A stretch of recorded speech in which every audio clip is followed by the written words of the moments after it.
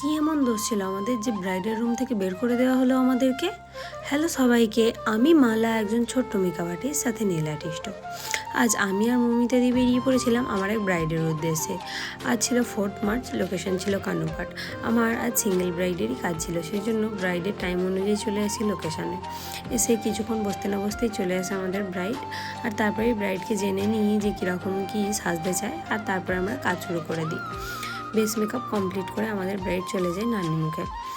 নান্নিমুখ complete করে আসতে না আসতেই হঠাৎ দেখি বাড়ির কিছু মহিলা ঘরের মধ্যে ঢুকে আমাকে আর মমিতাদিকে বের করে দেয়। কারণ এটাই যে আমরা আইবুড়ো ছিলাম, ওখানে কোনো একটা রিচুয়ালস চলছিল যেটা আইবুড়ো মেয়েদের দেখতে ছিল না, সেই জন্য আমাদেরকে ঘর থেকে বের করে দেওয়া হয়েছিল। আর এই হচ্ছে আজকের আমার ক্লায়েন্টের ফাইনাল লুক। তোমরা দেখে জানিও যে তোমাদের কীরকম লাগলো আজকের করা কাজটা। আজকের মতো এখানেই টাটা, দেখা হচ্ছে পরের অন্য কোনো ভিডিওতে।